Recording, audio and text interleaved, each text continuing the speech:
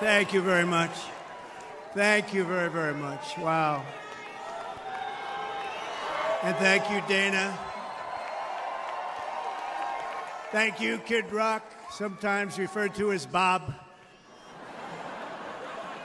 And thank you, Lee, right from the beginning. Thank you very much. What a talent. What a beautiful, beautiful soul. Thank you. Friends, delegates, and fellow citizens, I stand before you this evening with a message of confidence, strength, and hope. 4 months from now, we will have an incredible victory, and we will begin the 4 greatest years in the history of our country. Together, we will launch a new era of safety, prosperity, and freedom for citizens of every race, religion, color, and creed. The discord and division in our society must be healed. We must heal it quickly. As Americans, we are bound together by a single fate and a shared destiny. We rise together or we fall apart. I am running to be president for all of America, not half of America, because there is no victory in winning for half of America. So tonight, with faith and devotion, I proudly accept your nomination for President of the United States. Thank you.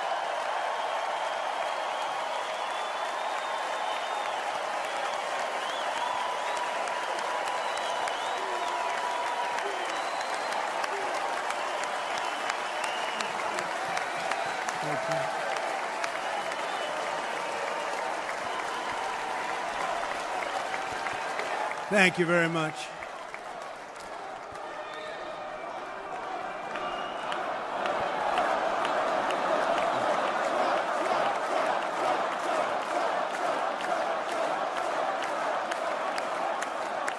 Thank you very much.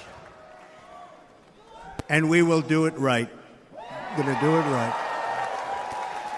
Let me begin this evening by expressing my gratitude to the American people for your outpouring of love and support following the assassination attempt at my rally on Saturday.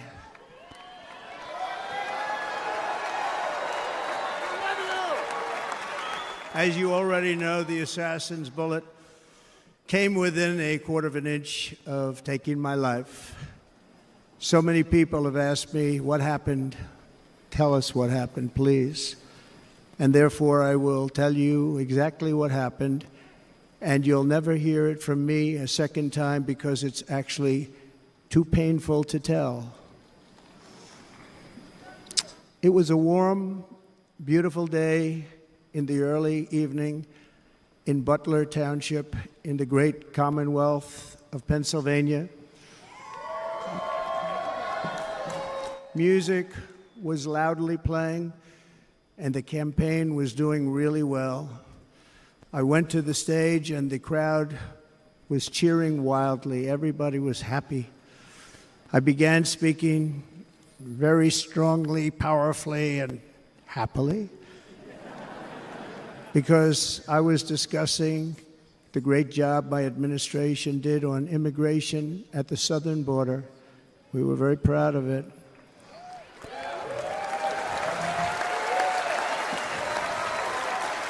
Behind me and to the right was a large screen that was displaying a chart of border crossings under my leadership. The numbers were absolutely amazing. In order to see the chart, I started to, like this, turn to my right and was ready to begin a little bit further turn, which I'm very lucky I didn't do, when I heard a loud whizzing sound and felt something hit me really, really hard on my right ear.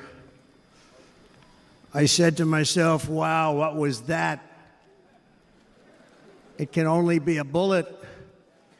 and moved my right hand to my ear, brought it down. My hand was covered with blood, just absolutely blood all over the place. I immediately knew it was very serious, that we were under attack, and in one movement proceeded to drop to the ground. Bullets were continuing to fly as very brave Secret Service agents rushed to the stage, and they really did. They rushed to the stage.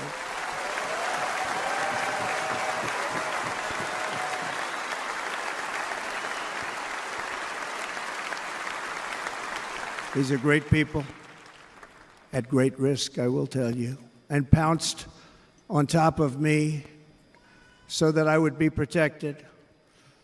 There was blood pouring everywhere, and yet, in a certain way, I felt very safe because I had God on my side. I felt that.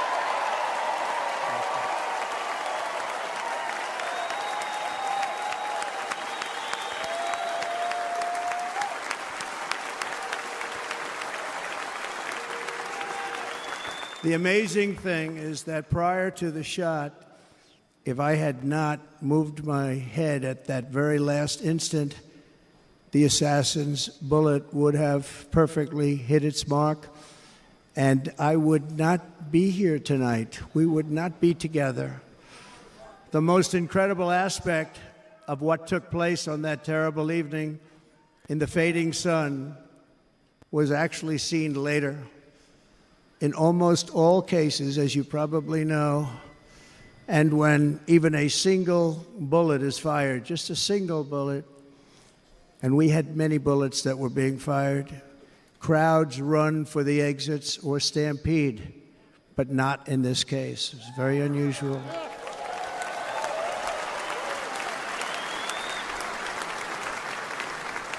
This massive crowd of tens of thousands of people stood by and didn't move an inch.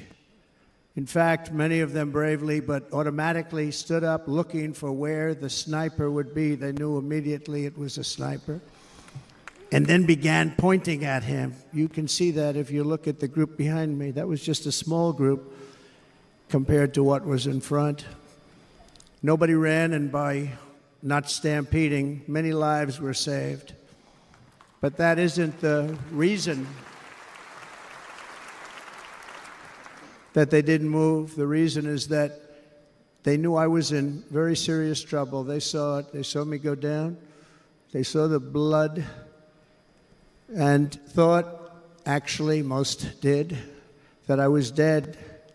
They knew it was a shot to the head. They saw the blood. And there's an interesting statistic. The ears are the bloodiest part. If something happens with the ears, they bleed more than any other part of the body. For whatever reason, the doctors told me that. I said, why is there so much blood? He said, it's the ears. They bleed more. So we learned something, but they just, this beautiful crowd, they didn't want to leave me. They knew I was in trouble. They didn't want to leave me. And you can see that love written all over their faces. They're incredible people. They're incredible people. Bullets were flying over us, yet I felt serene. But now the Secret Service agents were putting themselves in peril. They were in very dangerous territory. Bullets were flying right over them, missing them by a very small amount of inches. And then it all stopped. Our Secret Service sniper, from a much greater distance and with only one bullet used, took the assassin's life, took him out.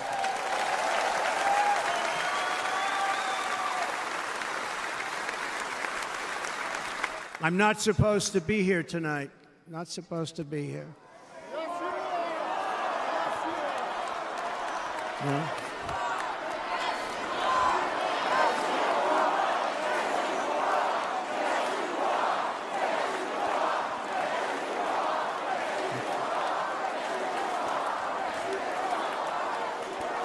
Thank you.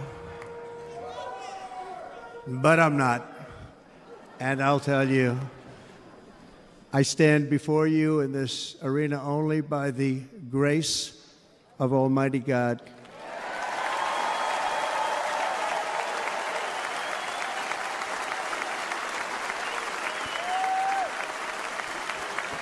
In watching the reports over the last few days, many people say it was a providential moment.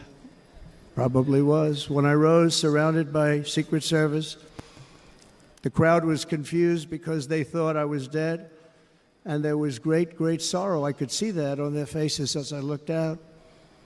They didn't know I was looking out. They thought it was over. But I could see it, and I wanted to do something to let them know I was okay. I raised my right arm, looked at the thousands and thousands of people that were breathlessly waiting, and started shouting, "Fight, fight, fight."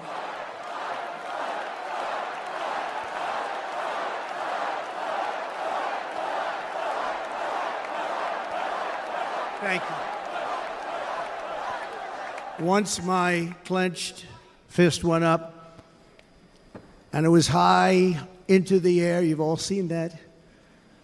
The crowd realized I was okay and roared with pride for our country like no crowd I have ever heard before. Never heard anything like it. For the rest of my life, I will be grateful for the love shown by that giant audience of patriots that stood bravely on that fateful evening in Pennsylvania. Tragically, the shooter claimed the life of one of our fellow Americans, Corey Comparator. Unbelievable person, everybody tells me. Unbelievable. And seriously wounded, two other great warriors. Spoke to them today. David Dutch and James Copenhaver. Two great people. I also spoke to all three families of these tremendous people. Our love and prayers are with them and always will be. We're never going to forget them. They came for a great rally. They were serious Trumpsters, I want to tell you. They were serious Trumpsters and still are. But Corey, unfortunately, we have to use the past tense. He was incredible. He was a highly respected former fire chief, respected by everybody. Was accompanied by his wife, Helen, incredible woman. I spoke to her today, devastated, and two precious daughters. He lost his life selflessly acting as a human shield to protect them from flying bullets. He went right over the top of them and was hit. What a fine man he was.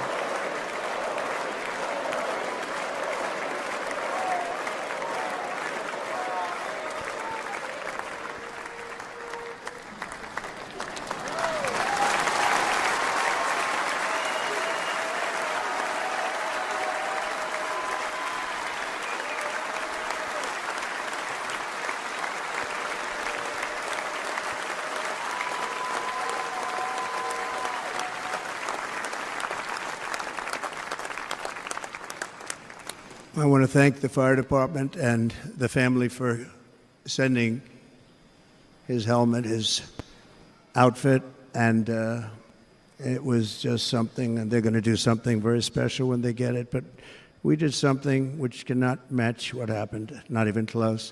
But I am very proud to say that over the past few days, we've raised $6.3 million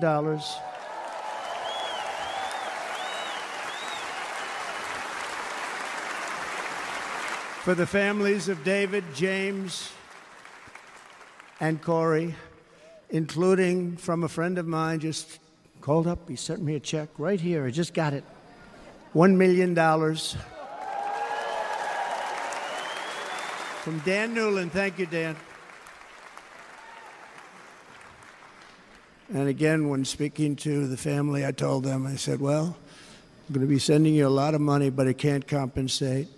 They all said the same thing. You're right, sir. We appreciate so much what you're doing, but nothing can take the place in the case of Corey. And the other two, by the way, they were very, very seriously injured, but now they're doing very well. They're going to be okay.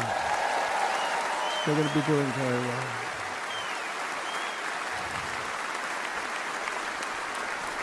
They're warriors.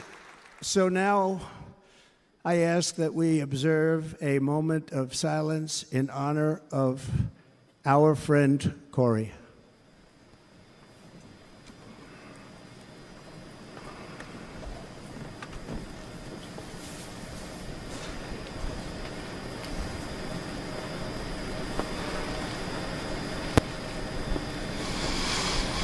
There is no greater love than to lay down one's life for others. This is the spirit that forged America in her darkest hours, and this is the love that will lead America back to the summit of human achievement and greatness. This is what we need. Despite such a heinous attack, we unite this evening more determined than ever. I am more determined than ever, and so are you. So is everybody in this room.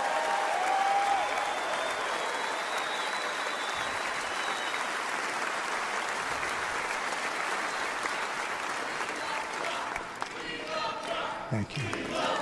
Thank you very much.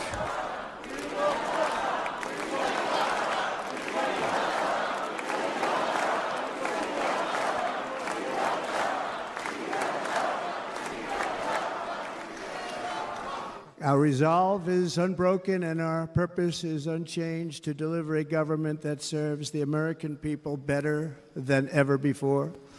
Nothing will stop me in this mission because our vision is righteous and our cause is pure. No matter what obstacle comes our way, we will not break, we will not bend, we will not back down, and I will never stop fighting for you, your family, and our magnificent country. Never.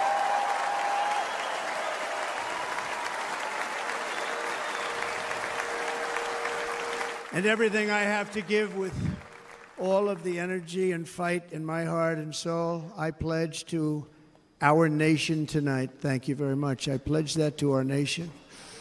I'm going to turn our nation around, and we're going to do it very quickly. Thank you.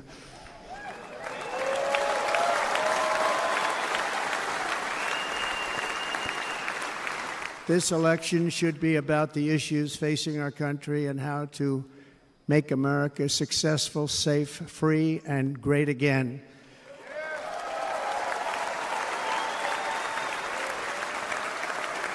In an age when our politics too often divide us, now is the time to remember that we are all fellow citizens. We are one nation under God, indivisible, with liberty and justice for all.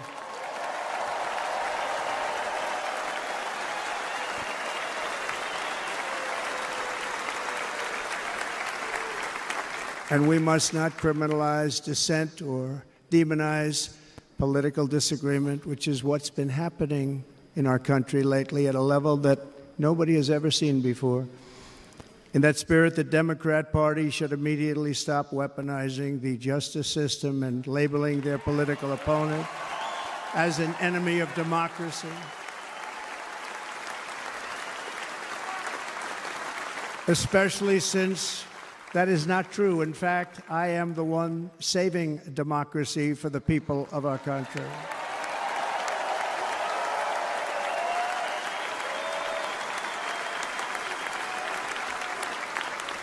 And very big news, as you probably just read, on Monday a major ruling was handed down from a highly respected federal judge in Florida, Eileen Cannon, finding that the prosecutor and the fake documents case against me were totally unconstitutional, and the entire case was thrown out of court.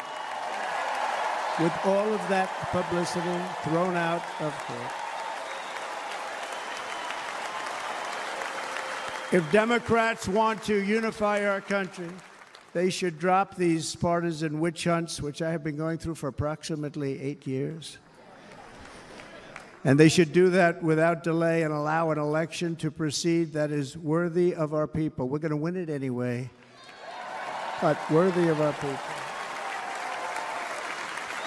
On this journey, I am deeply honored to be joined by my amazing wife, Melania.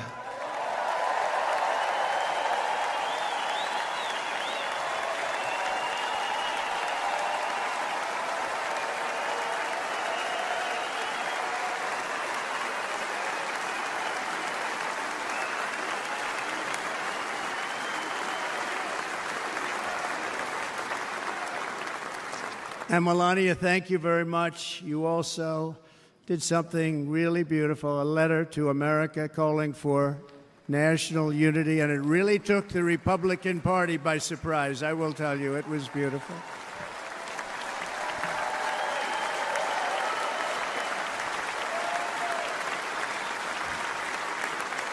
In fact, some very serious people said that we should take that letter and put it as part of the Republican platform. That would be an honor, wouldn't it? Right, Mr. Congressman? But it captivated so many, so I also want to thank my entire family for being here, Don, Kimberly, Ivanka and Jared, Eric and Lara, Tiffany and Michael, Barron. We love our Barron.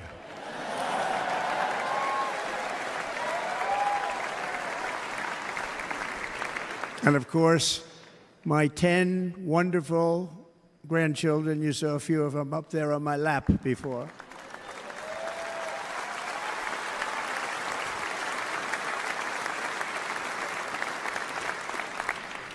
And how good was Dana? Was Dana good? I mean, was he good? He was on probably the only vacation he's had in about, maybe ever, because he works, but about 10 years with his wife, very far away. I won't tell you where, but very, very far away, beautiful place. And my people called, and he said, I won't be able to do it. This is many, many years. I promised my wife I can't do it. And they came in, they said, Dana won't be able to do it, because he was my first, second, and third choice. I said, well, that's too bad, but I understand he's away, and it's good. It's good for him. And that was it. About 30 minutes later, she came back in, sir, Dana just called, he's going to do it. And his wife, she said, you can't turn him down, you just can't do it, you have to go. That's a good wife.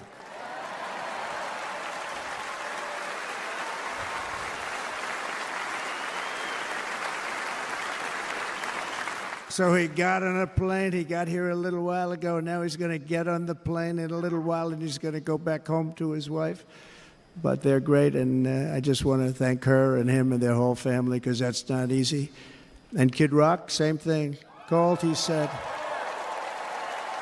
I want to be a part of it. I want to be a part, because, Kid does his great song, Big, Big Monster song. I had no idea. He became a friend of mine over the last 10 years. And he's amazing. Everyone loves him. I didn't even know how big he was. He has rallies. 35, 40,000 people he gets every time he goes out. I think he's making so much money he doesn't know what the hell to do with it. You want to know? And then we have my other friend, and I've known him so long, and we took that song, and it was a big success, but we made that. I saw a chart of great songs to America. That was #1 on the chart recently, #1. So that's Lee Greenwood, very special, beautiful person. He's a beautiful man. But they all wanted to be here. They called. And how about the Hulkster? How good was he? Is he up? Where is he?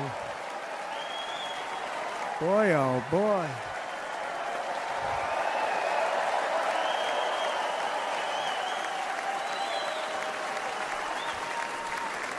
They may call that entertainment. I know about entertainment, but when he used to lift a 350-pound man over his shoulders and then bench press him 2 rows into the audience, I say maybe entertainment, but he is one strong son of a gun. I will tell you, I watched it many times. There aren't a lot of entertainers that can do that, right? You were fantastic. Thank you very much. Followed by Eric. What was that all about? Boy, that was good. I didn't want to really come up here. But he was so great, and he's such a good young man. He went through a lot of trouble, and Don last night was incredible. They went through so much trouble. They got subpoenaed more than any people probably in the history of the United States. Every week they get another subpoena from the Democrats, crazy Nancy Pelosi, the whole thing, just boom, boom, boom. They've got to stop that because they're destroying our country.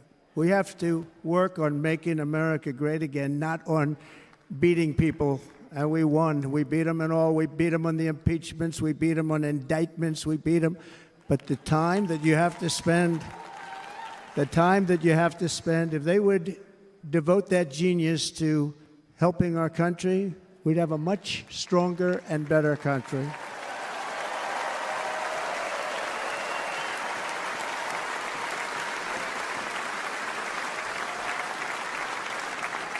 And Jason, the biggest star in country music. Jason, thank you for being here. Jason, thank you very much. Jason Aldean, he's good. I like his wife even better, by the way. She's here. Thank you, Jason. But I'm thrilled to have a new friend and partner fighting by my side. The next Vice President of the United States, the current Senator from Ohio, J.D. Vance, and his incredible wife, Usha.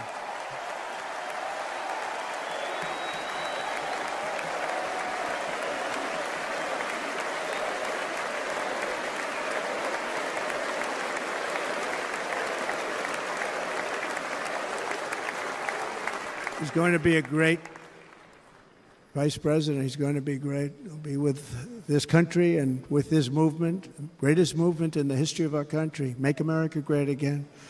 When they criticize it, they say, we're going to try and stop MAGA. I said, MAGA is Make America Great Again. What are you going to stop? There's nothing to stop. Then they say, oh, that's right. It's very tough to fight it. And all of the people that did try and fight it have failed.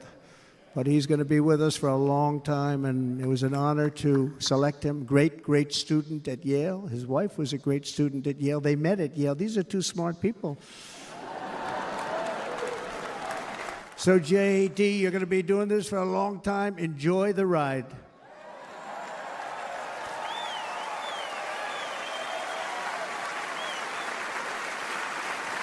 And a very special thank you to the extraordinary people of Milwaukee and the great state of... Oh, there they are. There they are. You are so easy to spot. And Green Bay's going to have a good team this year, right? They're going to have a good team. They're going to have a good team. Most of the audience doesn't like it, but it's true. You're going to have a very good team this year. And by the way, Wisconsin, we are spending over $250 million here, creating jobs and other economic development all over the place. So I hope you will remember this in November and give us your vote. I am trying to buy your vote. I'll be honest about that.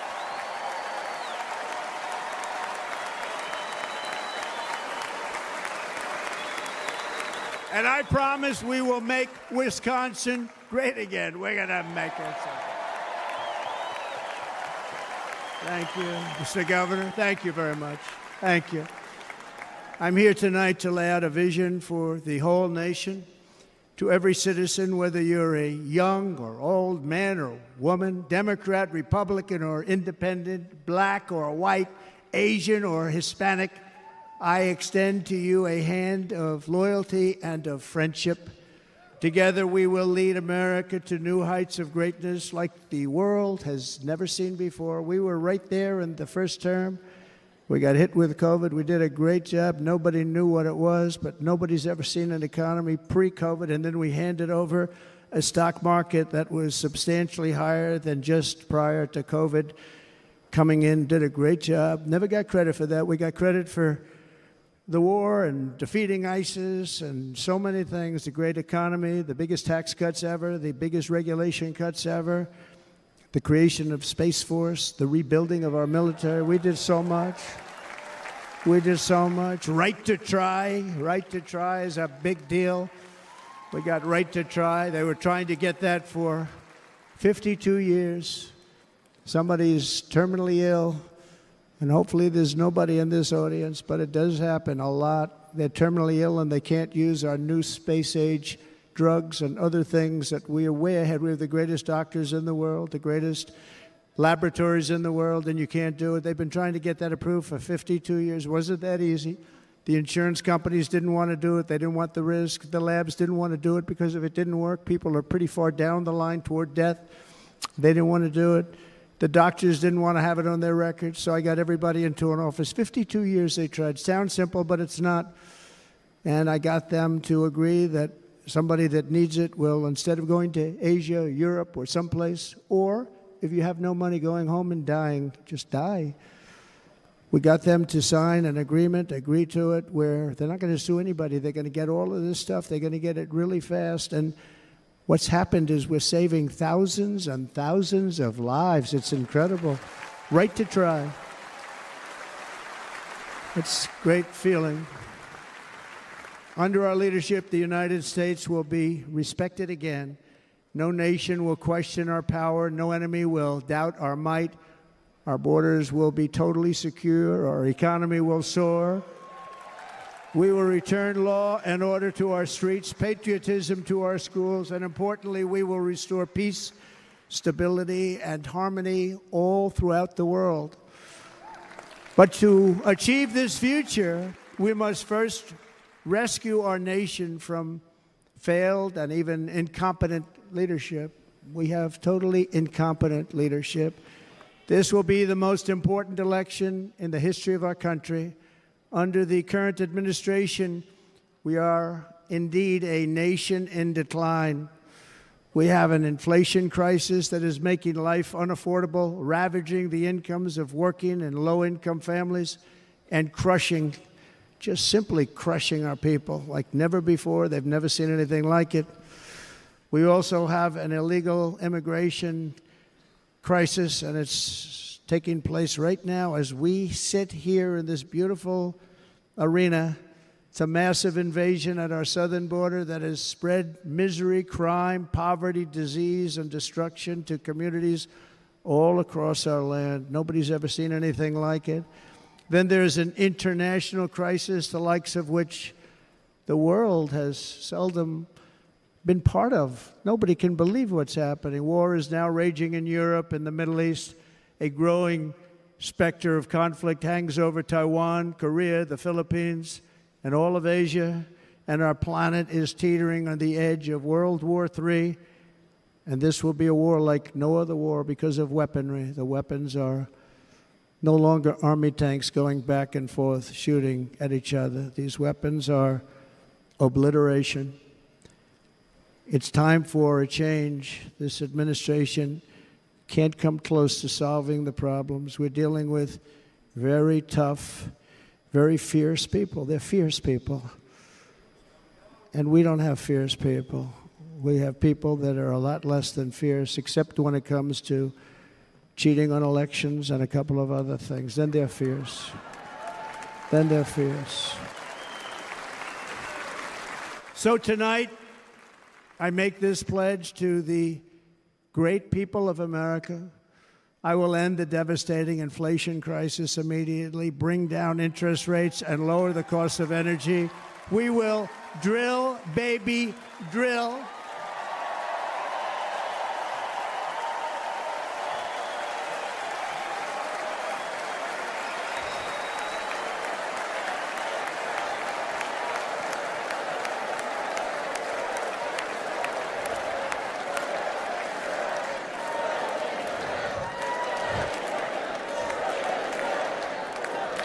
Can you believe what they're doing? But by doing that, we will lead a large-scale decline in prices. Prices will start to come down. Energy raised it. They took our energy policies and destroyed them. Then they immediately went back to them, but by that time, So much was lost. But we will do it at levels that nobody's ever seen before. And we'll end lots of different things. We'll start paying off debt and start lowering taxes even further. We gave you the largest tax cut. We'll do it more. You know, people don't realize I brought taxes way down, way down, and yet we took in more revenues the following year than we did when the tax rate was much higher. Most people said, how did you do that? Because it was incentive. Everybody was coming to the country. They were bringing back billions and billions of dollars into our country. The companies made it impossible to bring it back. The tax rate was too high, and the legal complications were far too great. I changed both of them, and hundreds of billions of dollars by Apple and so many other companies were brought back into our nation, and we had an economy the likes of which no nation had ever seen. China, we were beating them at levels that were incredible. And they know it. They know it. We'll do it again, but we'll do it even better. I will end the illegal immigration crisis by closing our border and finishing the wall, most of which I've already built.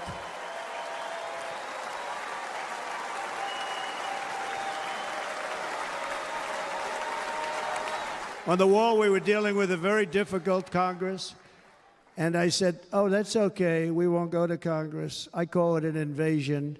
We gave our military almost $800 billion. I said, I'm going to take a little of that money because this is an invasion, and we built, most of the wall is already built, and we built it through using the funds because what's better than that? We have to stop the invasion into our country that's killing hundreds of thousands of people a year. We're not going to let that happen. I will end every single international crisis that the current administration has created, including the horrible war with Russia and Ukraine, which would have never happened if I was president, and the war caused by the attack on Israel, which would have never happened if I was president. Iran was broke. Iran had no money. Now Iran has $250 billion. They made it all over the last 2.5 years. They were broke. I watched the other day on a show called Deface the Nation. Has anyone seen it? And they had a congressman who was a Democrat say, well, whether you like him or not, Iran was broke dealing with Trump. I told China and other countries, if you buy from Iran, we will not let you do any business in this country, and we will put tariffs on every product you do send in of 100% or more. And they said to me, well, I think that's about it. They weren't going to buy any oil. And they were ready to make a deal. Iran was going to make a deal with us. And then we had that horrible, horrible result that we'll never let happen again. The election result, we're never going to let that happen again. They used COVID to cheat. We're never going to let it happen again. And they took off all the sanctions, and they did everything possible for Iran. And now Iran is very close to having a nuclear weapon, which would have never happened. This is a shame what this administration, the damage that this administration has done. And I say it often, if you took the 10 worst presidents in the history of the United States, think of it, the 10 worst, added them up, they will not have done the damage that Biden has done. Only going to use the term once. Biden, I'm not going to use the name anymore, just one time. The damage that he's done to this country is unthinkable. It's unthinkable. Together we will restore vision, strength, competence, and we're going to have a thing called common sense making most of our decisions, actually. It's all common sense. Just a few short years ago, under my presidency, we had the most secure border and best economy in the history of our country, in the history of the world. We had the greatest economy in the history of the world. We had never done anything like it. We were beating every country, including China, by leaps and bounds. Nobody had seen anything like it. We had no inflation. Soaring incomes were going. Nobody can believe it. You can't believe what happened 4 years ago is happening now in reverse. And the world was at peace. Inflation has been a killer for our country. No matter what you make it, it doesn't matter because inflation is eating you alive. People that were putting away money, they were making great wages, the highest they've ever made, but they were putting away a lot of money. Now they are just being destroyed. They're not putting away anything. They're barely living. They're going into savings accounts. They're taking out their money to live because of inflation. Inflation, remember, it's called a country buster. You can go back to Germany from 100 years ago. You can go back to any country that suffered great inflation. We've suffered the worst inflation we've ever had. But go back and see what's happened to those countries. We've had the worst inflation we've ever had under this person. But in less than 4 years, our opponents have turned incredible success into unparalleled tragedy and failure. It's been a tremendous failure. Today, our cities are flooded with illegal aliens. Americans are being squeezed out of the labor force and their jobs are taken. And by the way, you know who's taking the jobs that are created? 107% of those jobs are taken by illegal aliens. And you know who's being hurt the most by millions of people pouring into our country? The black population and the Hispanic population, because they're taking the jobs from our black population, our Hispanic population, and they're also taking them from unions. The unions are suffering because of it. Thank you. Thank you. I like you too. Thank you very much. Inflation has wiped out the life savings of our citizens and forced the middle class into a state of depression and despair. That's what it is. It's despair and depression. We cannot and will not let this continue. Less than 4 years ago, we were a great nation, and we will soon be a great nation again. We're going to be a great nation again.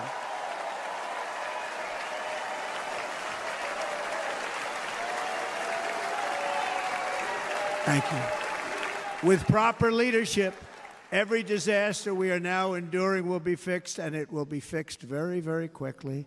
So tonight, whether you've supported me in the past or not, I hope you will support me in the future, because I will bring back the American dream. That's what we're going to do. You don't even hear about the American dream anymore. With great humility, I am asking you to be excited about the future of our country. Be excited. Be excited.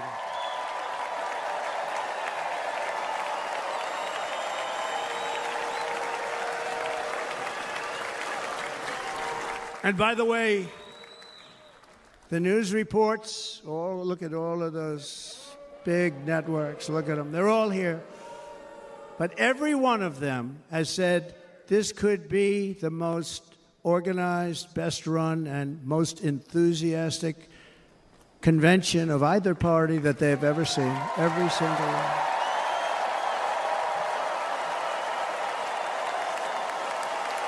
And it's true. It's true. And there's love in the room. There's great love in the room.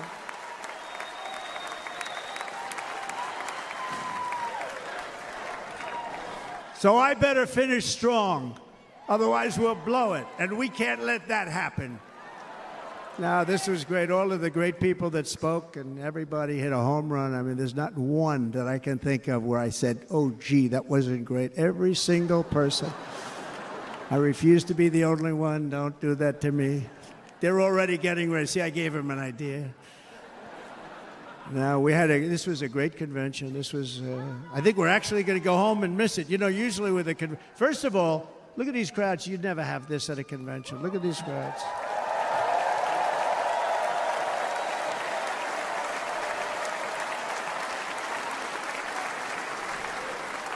Love. It's about love. This week, the entire Republican Party has formally adopted an agenda for America's renewal, and you saw that agenda.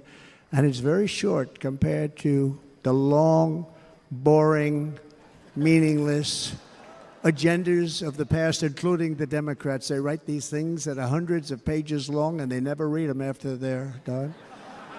In their case, fortunately, they don't read them because they're pretty bad. It's a series of bold promises that we will swiftly implement when you give us a Republican House And Mr. Speaker, thank you very much. We have our great Speaker of the House with us tonight. Mr. Speaker, thank you very much. Thank you. A Republican Senate, we have many senators here, and send me back to our beautiful White House just a few short months from now. We're talking about just months. It can't come fast enough. We have to get it done. First, we must get economic relief to our citizens. Starting on day one, we will drive down prices and make America affordable again. We have to make it affordable. It's not affordable. People can't live like this. Under this administration, our current administration, groceries are up 57%, gasoline is up 60 and 70%, mortgage rates have quadrupled. And the fact is, it doesn't matter what they are because you can't get the money anyway. You can't buy houses. Young people can't get any financing to buy a house. The total household costs have increased an average of $28,000 per family under this administration.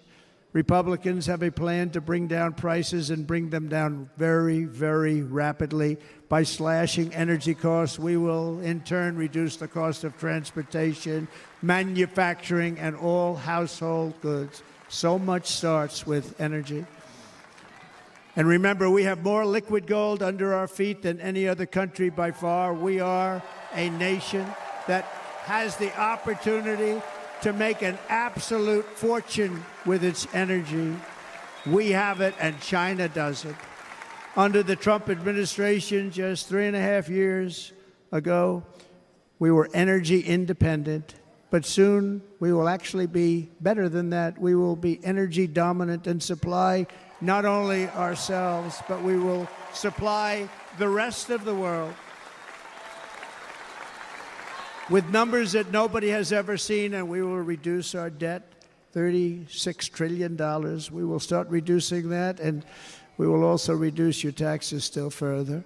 Next, and by the way, they want to raise your taxes 4 times, think of it. And all my life I grew up watching politicians. I always loved politics, I guess. I was on the other side. I'd watch and they were always talking about, we will give you a tax cut. We will give you a tax cut. My whole life I was watching, I will give you a tax cut, right, Mr. Congressman? That's all they talked about. This is the only administration that said, we're going to raise your taxes by 4 times what you're paying now, and people are supposed to vote for them? I've never heard it. You're paying too much. We're going to reduce your taxes still further. We gave you the biggest one, as I said. We're going to give you more, and it's going to lead to tremendous growth. We want growth in our country. That's what's going to pay off our debt.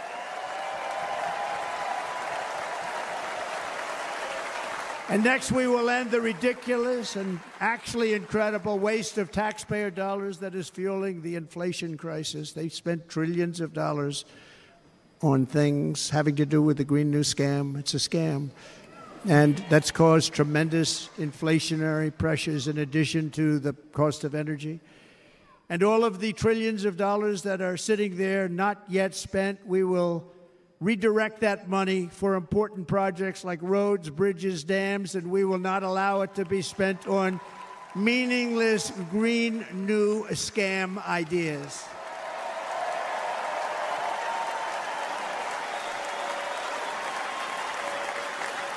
And I will end the electric vehicle mandate on day one.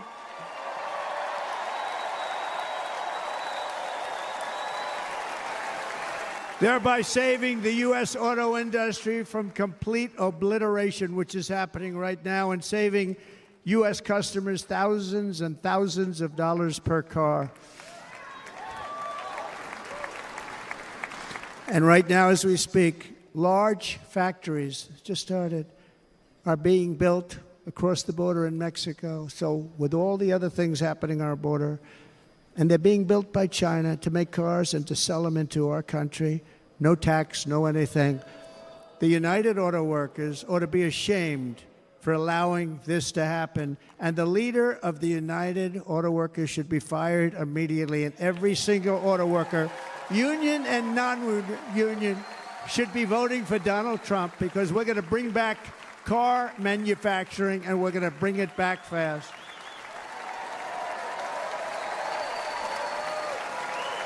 They're building some of the largest auto plants anywhere in the world. Think of it, in the world. We're going to bring it back. We're going to make them. We don't mind that happening, but those plants are going to be built in the United States, and our people are going to man those plants.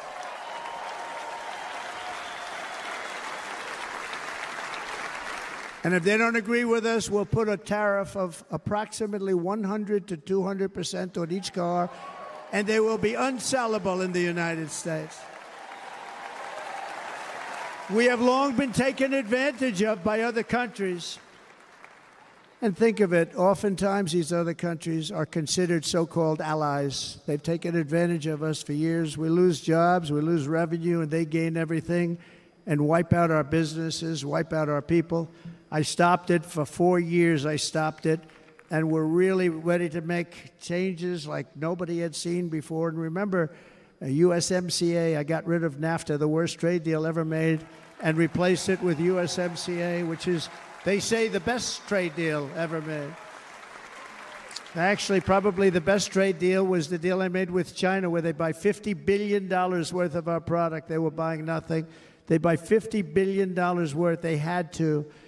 But I don't even talk about it because of COVID. I don't even mention it, frankly, because of what happened with the China virus.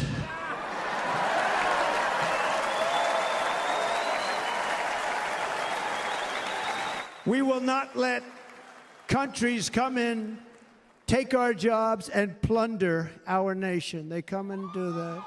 They plunder our nation. The way they will sell their product in America is to build it in America. Very simple. Build it in America and only in America.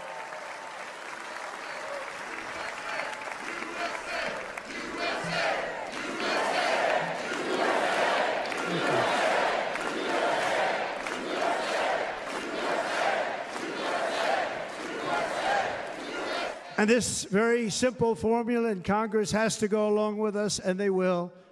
This very simple formula will create massive numbers of jobs. We will take over the auto industry again, and many, many hundreds of thousands of jobs. We lost so many jobs over the years. If you go back 20, 25 years, they've stolen, going to China and Mexico, about 68% of our auto industry manufacturing jobs. We're going to get them all back. We're going to get them all back, every one of them. At the center of our plan for economic relief are massive tax cuts for workers that include something else that's turned out to be very popular, actually. Here it's very popular, in this building and all those hotels that I saw that are so nice. I'm staying in a nice one. It's called no tax on tips. No tax on tips. No tax on tips.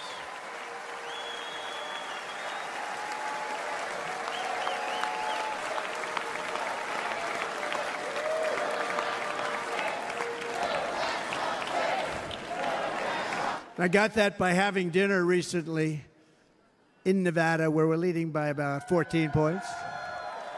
Hello. I'll see you there very soon, everybody. And we're having dinner at a beautiful restaurant in the Trump building on the Strip, and it's a great building, and the waitress comes over. How's everything going? A really nice person. How's everything? Oh, sir, it's so tough. The government's after me all the time on tips, tips, tips.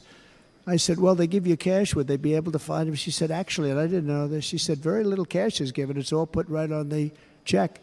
And they come in and they take so much of our money, it's just ridiculous. And they don't believe anything we say. And they've just hired, as you know, 88,000 agents to go after him even more. And I said, this shows the level of my, most people go out, they hire consultants, they pay them millions of dollars. But I said to her, let me just ask you a question. Would you be happy if you had no tax on tips? She said, what a great idea. I got my information from a very smart waitress. That's better than spending millions of dollars. And everybody loves it. Waitresses and caddies and drivers and everybody. It's a large group of people that are being really hurt badly. They make money, let them keep their money. I'm going to protect Social Security and Medicare. Democrats are going to destroy Social Security and Medicare because all of these people, by the millions they're coming in, they're going to be on Social Security and Medicare and other things, and you're not able to afford it. They are destroying your Social Security and your Medicare. Under my plan, incomes will skyrocket, inflation will vanish completely, jobs will come roaring back, and the middle class will prosper like never, ever before, and we're going to do it very rapidly.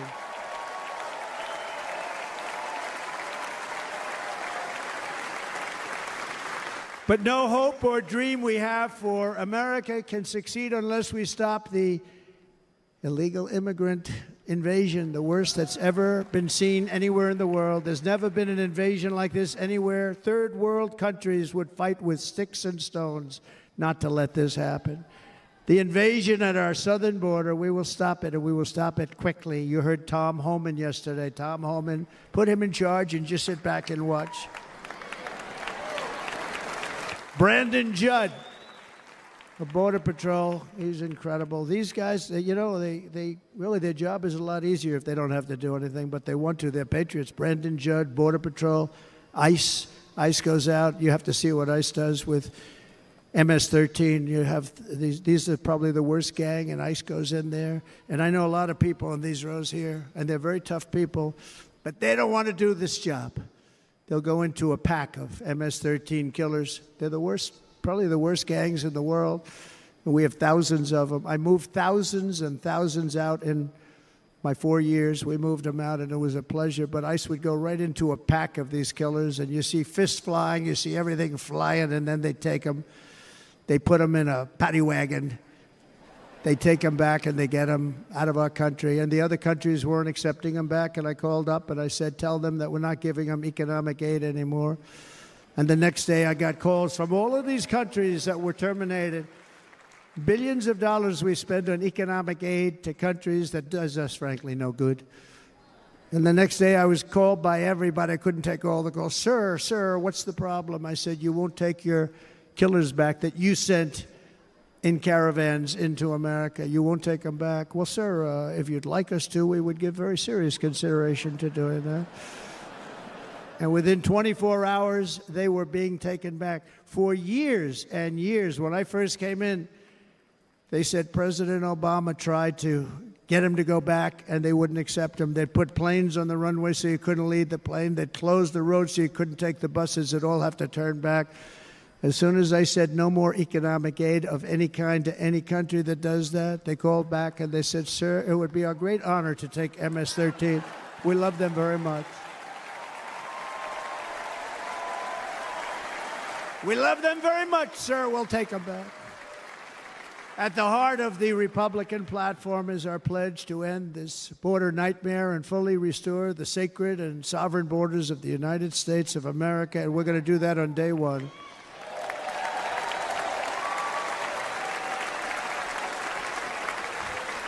That means two things on day one, right?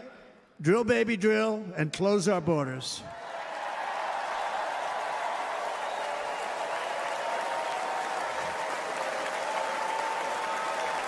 And by the way, and I think everybody as a Republican, as a patriot in this room, and most Democrats, we want people to come into our country, but they have to come into our country legally.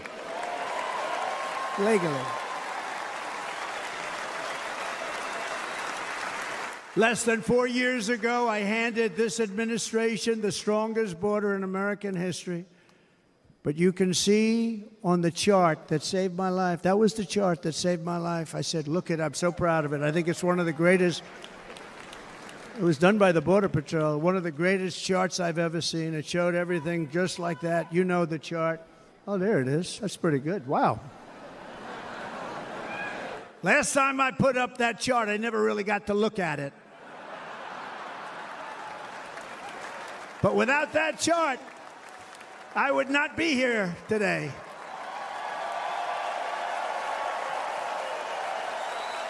Never got to look at it.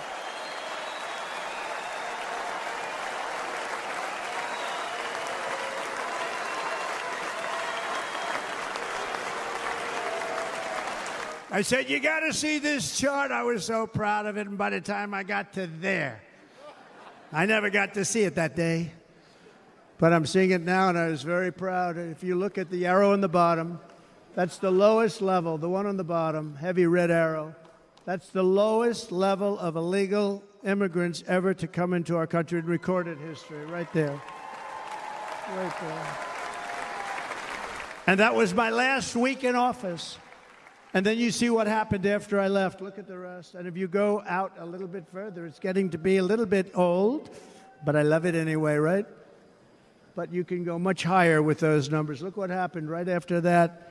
The invasion began. We had the opposite. We stopped the invasion. But the invasion that we stopped was peanuts by comparison to what happened after I left. Look at what happened after I left.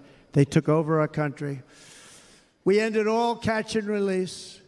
We shut down asylum fraud. We stopped human trafficking and forged historic agreements to keep illegal aliens on foreign soil. We want them to stay on their soil. Under the Trump administration, if you came in illegally, you were apprehended immediately and you were deported. You went right back. The current administration terminated every single one of those great Trump policies that I put in place to seal the border. I wanted a sealed border. Again, come in, but come in legally. You know how unfair it is? So many people, hundreds of thousands of people, have been working for years to come into our country. And now they see these people pour into our country at levels that are unprecedented, so unfair. And we're not going to do it. We're not going to stand for it. They suspended wall construction, ended remain in Mexico. We had a policy, remain in Mexico. You think that was easy to get from the Mexican government? But I said, you must give it to us. If you don't give it to us, there will be repercussions. And they gave it to us, but not easy. Canceled our Safe Third agreements. Demolished Title 42, implemented nationwide catch and release. That's catch and release, where we catch them and release them into our country. We catch them and release them into Mexico. There's a slight difference.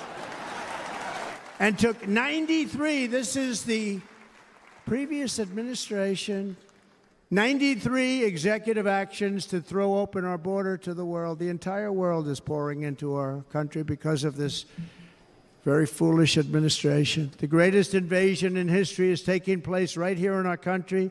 They are coming in from every corner of the earth, not just from South America, but from Africa, Asia, the Middle East. They're coming from everywhere. They're coming at levels that we've never seen before. It is an invasion indeed, and this administration does absolutely nothing to stop them.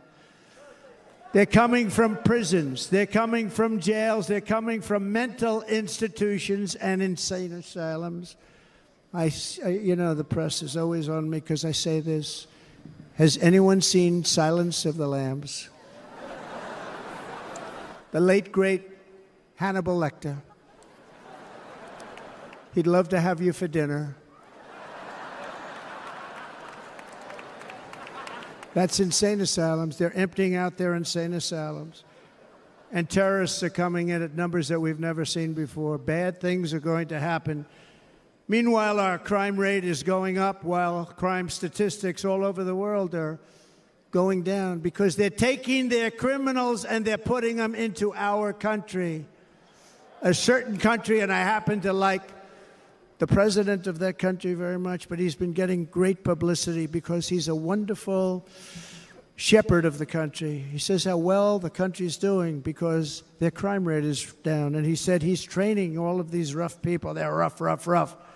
He's training them. And I've been reading about this for 2 years. I think, oh, that's wonderful. Let's take a look at it. But then I realized he's not training them. He's sending all of his criminals, his drug dealers, his people that are in jails, he's sending them all to the United States. And he's different in that he doesn't say that. He's trying to convince everybody what a wonderful job he does in running the country. Well, he doesn't do a wonderful job. And by the way, if I ran one of the countries, many countries from all over, I would be worse than any of them. I would have had the place totally emptied out already.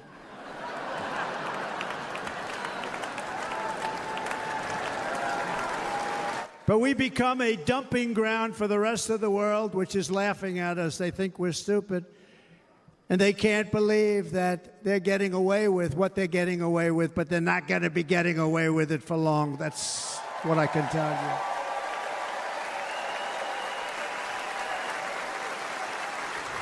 you. In Venezuela, Caracas, high crime. Caracas, Venezuela, really a dangerous place, but not anymore. Because in Venezuela, crime is down 72%. In fact, if they would ever win this election, I hate to even say that, we will have our next Republican convention in Venezuela because it will be safe. Our cities will be so unsafe, we will not be able to have it there. In El Salvador, murders are down by 70%. Why are they down?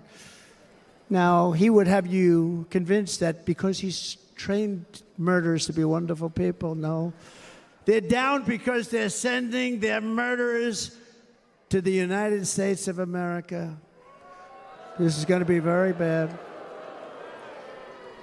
And bad things are going to happen, and you're seeing it happen all the time. That's why, to keep our families safe, the Republican platform promises to launch the largest deportation operation in the history of our country. Even larger than that of President Dwight D. Eisenhower from many years ago. You know, he was a moderate, but he believed very strongly in borders. He had the largest deportation operation we've ever had. Just recently, I spoke to the grieving mother of Jocelyn Nungary, a wonderful woman, a precious 12-year-old girl from Houston who last month was tied up, assaulted, and strangled to death after walking to the convenience store just a block away from her house. Her body was dumped near the side of the road in a shallow creek, found by some onlookers who couldn't believe what they had witnessed. Charged with Jocelyn's heinous murder are 2 illegal aliens from Venezuela who came across our border, were in custody, and were then released into the country by this horrible, horrible administration that we have right now. I also met recently with the heartbroken mother and sister of Rachel Morin. Rachel was a 37-year-old mom of 5 beautiful children who was brutally raped and murdered while out on a run. She wanted to keep herself in good shape. It was very important to her. She was murdered. The monster responsible first killed another woman in El Salvador before he was led into America by the White House. This White House let them in. He then attacked a 9-year-old girl and her mother in a home invasion in Los Angeles before murdering Rachel in Maryland. Traveled all throughout the country, doing tremendous damage. Rachel's mother will never be the same. I spent time with her. She will never be the same. I've also met with the wonderful family of Laken Riley, the brilliant 22-year-old nursing student. She was so proud of being first in her class, who was out for a jog on the campus of the University of Georgia when she was assaulted, beaten, and horrifically killed. Yet another American life was stolen by a criminal alien set free by this administration. And these were incredible people we're talking about. These were incredible people who died.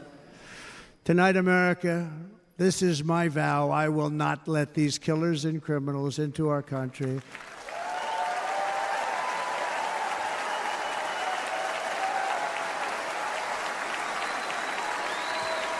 I will keep our sons and daughters safe. As we bring security to our streets, we will help bring stability to the world. I was the first president in modern times to start no new wars. You know, we were the toughest, we were the most respected. And you saw this. Hungry, strong country, run by a very powerful, tough leader. He's a tough guy. Press doesn't like him because he's tough. And he came out recently. They were asking him at an interview, the whole world is exploding. What's happening? What's going on? Viktor Orban, Prime Minister of Hungary, very tough man. He said, I don't want people coming into my country and blowing up our shopping centers and killing people. But they said to him, tell us what's going wrong, what's happening, what is it? He said, there's only one way you're going to solve it. You got to bring President Trump back to the United States because he kept everybody at bay. He used a word I wouldn't use because I can't use that word, because you'd say it was braggadocious. The press would say he was a braggart. I'm not a braggart. But Viktor Orban said it. He said Russia was afraid of him. China was afraid of him. Everybody was afraid of him. Nothing was going to happen. The whole world was at peace. And now the world is blowing up around us. All of these things that you read about were not going to happen. Under President Bush, Russia invaded Georgia. Under President Obama, Russia took Crimea. Under the current administration, Russia is after all of Ukraine. Under President Trump, Russia took nothing.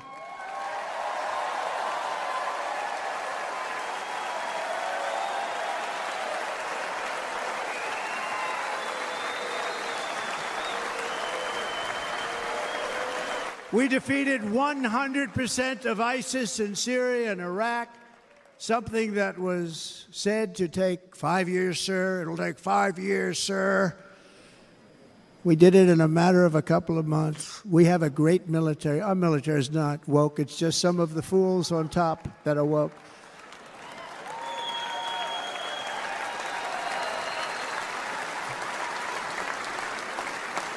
I got along very well. North Korea, Kim Jong-un, I got along very well with him. The press hated when I said that. How could you get along with him? Well, you know, it's nice to get along with somebody who has a lot of nuclear weapons or otherwise, isn't it? See, in the old days, they'd say, that's a wonderful thing. Now they say, how could you possibly do that? But no, I got along with him, and we stopped the missile launches from North Korea. Now North Korea is acting up again, but when we get back, I get along with him. He'd like to see me back, too. I think he misses me, if you want to know the truth. Our opponents inherited a world at peace and turned it into a planet of war. We're in a planet of war. Look at that attack on Israel. Look at what's happening with Ukraine. The cities are just bombed out. How can people live like that where buildings, massive buildings, are falling to the ground? It began to unravel with the disastrous withdrawal from Afghanistan, the worst humiliation in the history of our country. We have never had a humiliation like that. 13 heroic U.S. service members were tragically and needlessly killed. 45 others were horrifically wounded. Nobody ever talks about them. No arms, no legs, face explosions, horrifically wounded. And by the way, we have a man in this room who's running for the U.S. Senate from a great state, Nevada, named Sam Brown, who paid the ultimate price. Thank you, Sam. Thank you, Sam. Thank you. He paid the biggest price probably ever paid by anybody that is running for office, and I think he's going to do great. He's running against a person that is not good, not respected, a total lightweight. But Sam, I think, paid, really, we were talking about it with some of the senators that are working so hard for Sam, but he paid the biggest price of any senator ever to run for the Senate. I don't think anybody's ever what he did. He was a real hero, a really great person. And he's running, and I hope that everybody gets out and votes for Sam Brown.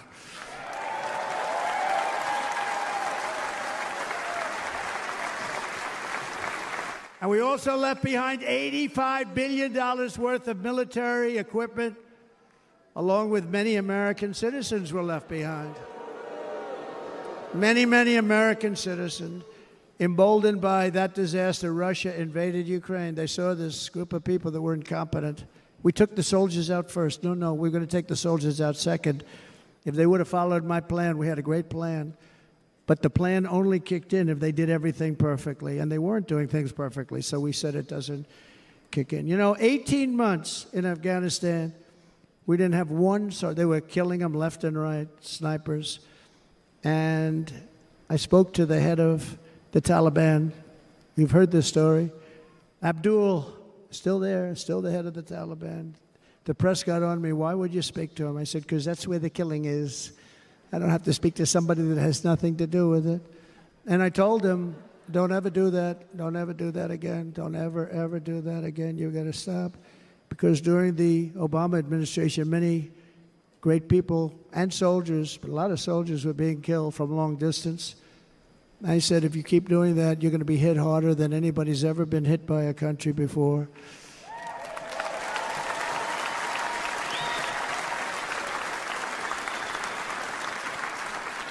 And he said, I understand, Your Excellency. He called me Your Excellency. I wonder if he calls the other guy Your Excellency. I doubt it. The other guy gave him everything. I mean, what kind of a deal was that? He walked out, gave him everything.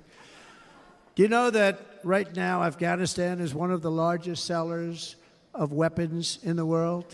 They're selling the brand new, beautiful weapons that we gave them. But think of it, he actually said to me, but why do you show me a picture of my home? I said, you'll have to ask your people or one of your wives. But he could figure it out. And for 18 months, we had not one attack on an American soldier by the Taliban. 18 months.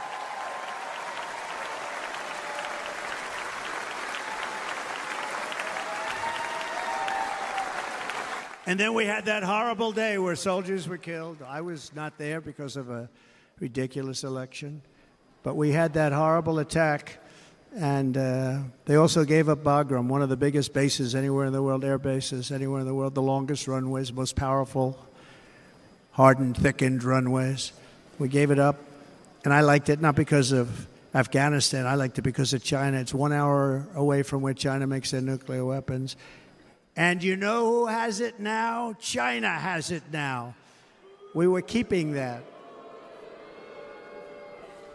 And now China is likewise circling Taiwan, and Russian warships and nuclear submarines are operating 60 miles off the coast in Cuba. Do you know that? No, the press refuses to write about it. If that were me running this country and we had nuclear submarines in Cuba, I will tell you that headlines every day would be, what's wrong with our president? You don't even hear this. You're not hearing about this. Russia has nuclear submarines and warships 60 miles away, Mr. Congressman, from Miami, by the way, happens to be here. Correct? In Cuba. And that would not be stood for if it were somebody else. They don't want to mention it, but now maybe they will. And the entire world, I tell you this, we want our hostages back, and they better be back before I assume office, or you will be paying a very big price.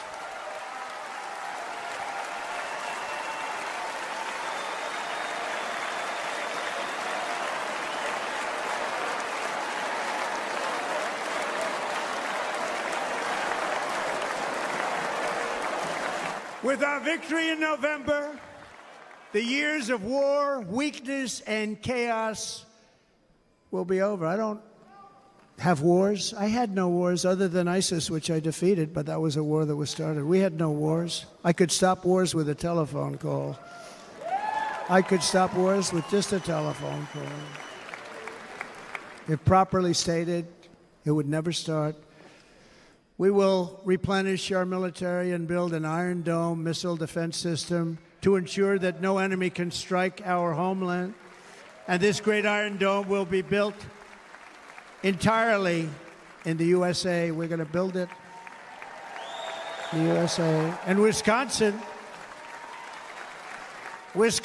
just like I gave you that massive ship contract, and you're doing a very nice job, Governor, right?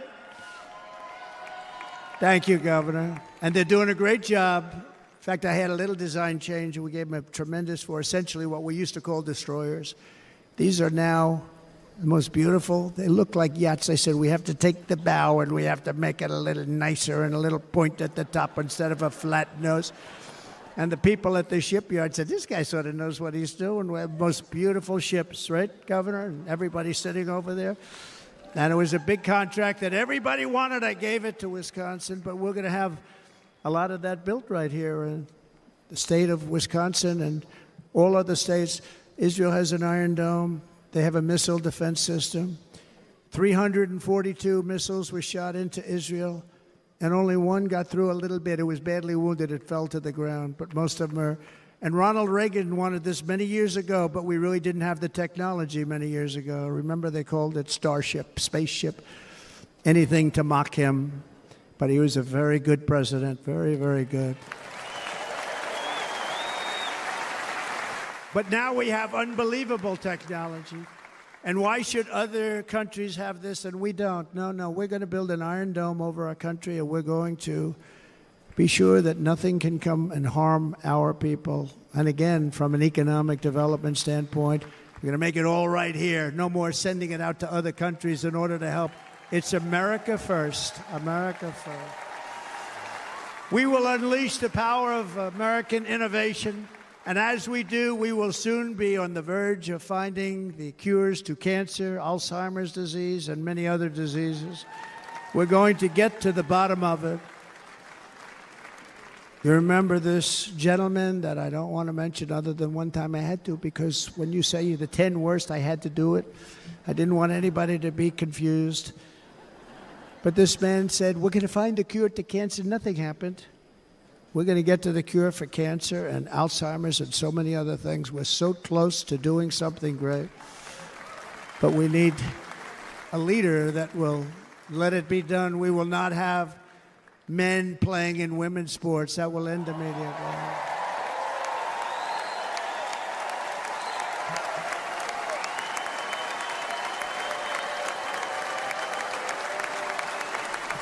And we will restore and renovate our nation's once great cities, making them safe, clean, and beautiful again. And that includes our nation's capital, which is a horrible killing field. So many things. They leave from Wisconsin, they go to look at the Washington Monument, they end up getting stabbed, killed, or shot. We will be very soon very proud of our capital, again, Washington, D.C.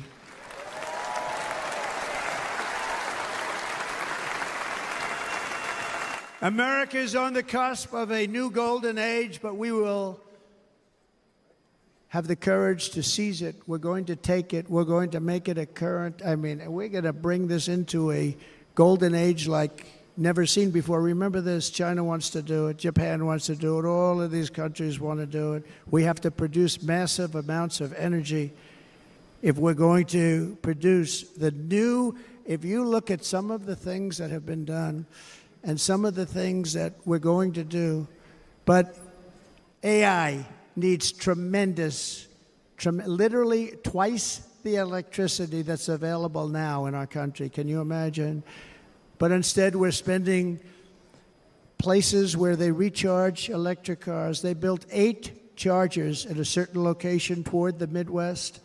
8 chargers for $9 billion. Think of them as a tank for filling up your gas. Think of it. They spent $9 billion on 8 chargers, 3 of which didn't work. And if you were going to do this all over our country, this crazy electric mandate, if you're going to do this all, and by the way, I'm all for electric. They have their application. But if somebody wants to buy a gas-powered car, gasoline-powered car, or a hybrid, they're going to be able to do it. And we're going to make that change on day 1.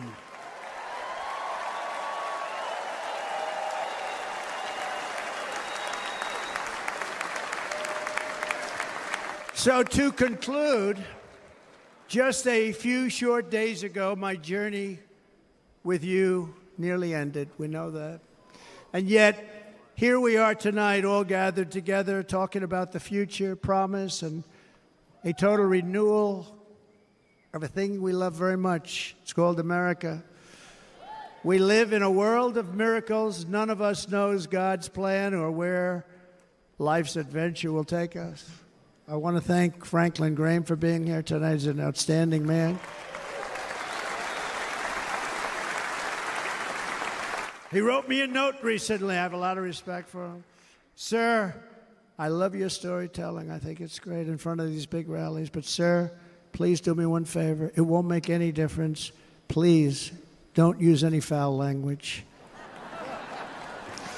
I was a little embarrassed. He said, it won't make any difference. Actually, it does. The story's not quite as good, but I've been very good. The story is not quite as good, to be honest. I've got to have a little talk with Franklin, but he was great.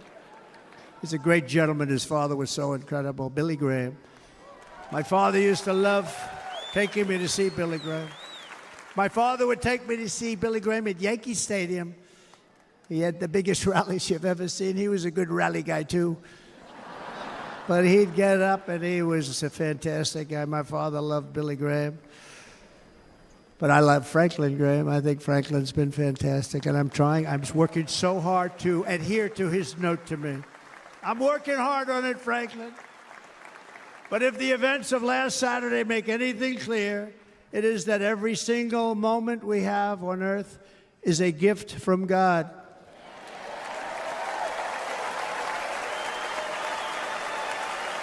We have to make the most of every day for the people and for the country that we love. The attacker in Pennsylvania wanted to stop our movement, but the truth is the movement has never been about me. It has always been about you. It's your movement. It's the biggest movement in the history of our country by far. Can't be stopped. It can't be stopped. It has always been about the hardworking, patriotic citizens of America. For too long, our nation has settled for too little. We settled for too little. We've given everything to other nations, to other people. You have been told to lower your expectations and to accept less for your families. I am here tonight with the opposite message. Your expectations are not big enough. They're not big enough. It is time to start expecting and demanding the best leadership in the world, leadership that is bold, dynamic, relentless, and fearless. We can do that. We are Americans. Ambition is our heritage. Greatness is our birthright. But as long as our energies are spent fighting each other, our destiny will remain out of reach, and that's not acceptable. We must instead take that energy and use it to realize our country's true potential and write our own thrilling chapter of the American story. We can do it together. We will unite. We are going to come together, and success will bring us together.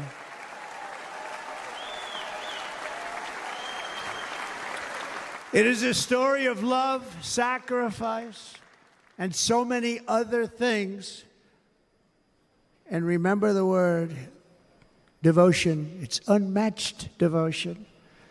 Our American ancestors crossed the Delaware, survived the icy winter at Valley Forge, and defeated a mighty empire to establish our cherished republic. They fought so hard, they lost so many. They pushed thousands and thousands of miles across a dangerous frontier, taming the wilderness to build a life and a magnificent home for their family.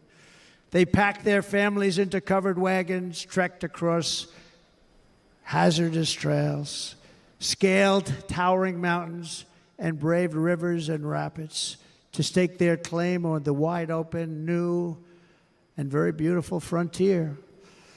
When our way of life was threatened, American patriots marched onto the battlefield, raced into enemy strongholds, and stared down death and stared down those enemies to keep alive the flame of freedom. At Yorktown, Gettysburg, and Midway, they joined the roll call of immortal heroes. So many heroes, so many great, great people. And we have to cherish those people. We can't forget those people. We have to cherish those people.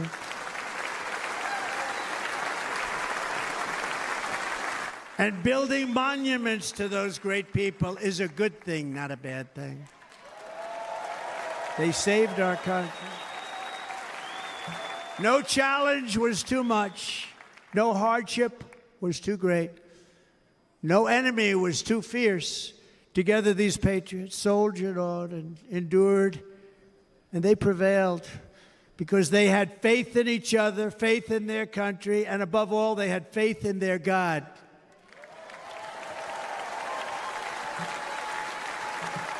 Just like our ancestors, we must now come together, rise above past differences. Any disagreements have to be put aside and go forward united as one people, one nation, pledging allegiance to one great, beautiful, I think it's so beautiful, American flag. Tonight I ask for your partnership, for your support, and I am humbly asking for your vote. I want your vote. It's going to make our country great again. Every day I will strive to honor the trust you have placed in me, and I will never, ever let you down. I promise that. I will never let you down. To all of the forgotten men and women who have been neglected, abandoned, and left behind, you will be forgotten no longer. We will press forward, and together we will win, win, win.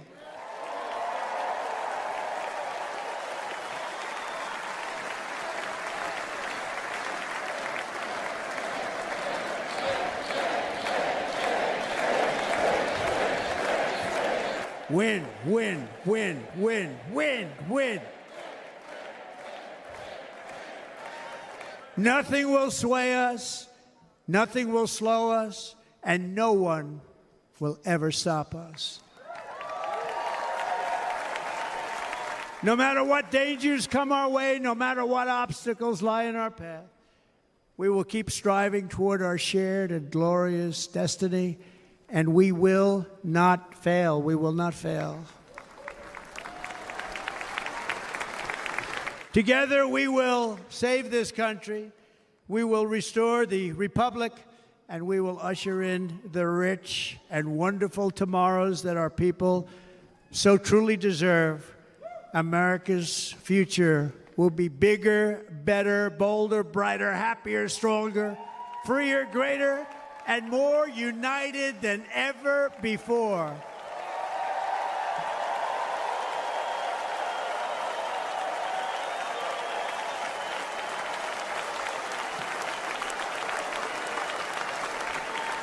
And quite simply put, we will very quickly make America great again. Thank you very much. Thank you very much, Wisconsin. God bless you. God bless you, Wisconsin, and God bless the United States of America, our great country. Thank you very much, everybody. Thank you.